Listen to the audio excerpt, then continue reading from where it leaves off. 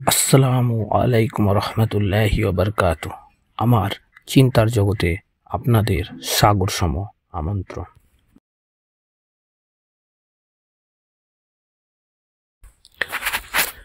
বিসমিল্লাহির রহমানির রহিম।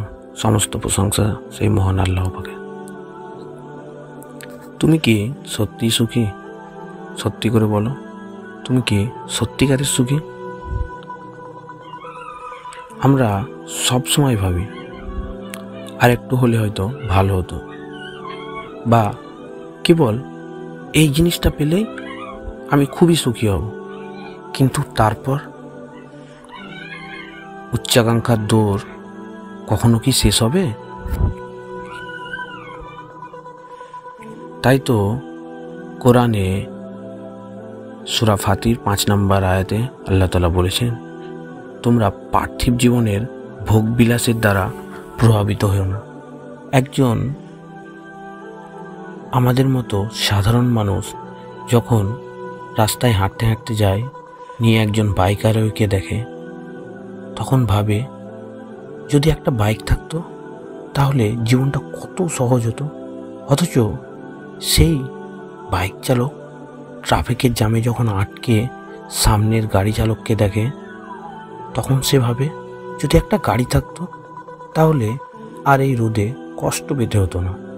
আর সেই গাড়ি চালক ফোনে বিরক্ত হয়ে বলে, এই সাধারণ গাড়িতে কি হবে, আরও বড় কিছু চাই। আর একজন ধনী ব্যক্তি ব্যক্তিগত প্লেনে বসে গভীর চিন্তায়, আর প্লেনের মালিক, তার কি কোনো চিন্তা নেই?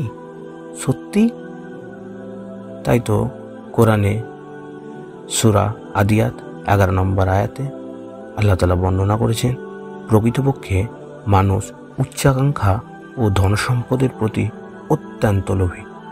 আপনাদের সাথে ডোনাল্ড ট্রাম্প অর্থাৎ বর্তমান আমেরিকার প্রেসিডেন্ট 2004 সালে একটা ঘটে যাওয়া ঘটনার আপনাদেরকে শোনাচ্ছি।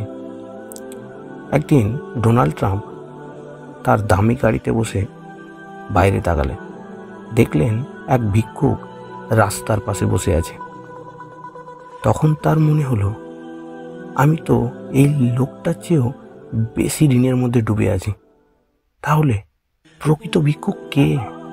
আমরা কি শুধু টাকা চাই, নাকি শান্তিও চাই? তাই তো রাসূলুল্লাহ সাল্লাল্লাহু আলাইহি সাল্লাম বুখারী 6446 ও মুসলিম 1051 মধ্যে বলেছেন, ধনী সেই ব্যক্তি নয় যার প্রচুর সম্পদ আছে, বরং প্রকৃত ধনী সেই যে অন্তর দিয়ে সন্তুষ্ট। একজন বৃদ্ধ সাধারণ ঘরে বসে ছোট্ট একটি চায়ের কাপে চুমুক দিচ্ছে, কিন্তু তার মুখে প্রশান্তির হাসি। এই বৃদ্ধের ব্যাংক ব্যালেন্স কিন্তু কম, কিন্তু রাতে সে নির্ভার ঘুমায়। আর একজন বিলিনিয়ার, যার একের পাশে কতগুলো শূন্য আছে, গুনতে গেলে হয়তো একটা লোক লাগবে, সে রাতে ঘুমাতে পারছে তো না, হয়তো তার স্টক মার্কেট পড়ে গেছে। এই ধনী ব্যক্তির কাছে বিলাসবহুল জীবন, কিন্তু সে সারা রাত ঘুমাতে পারে না।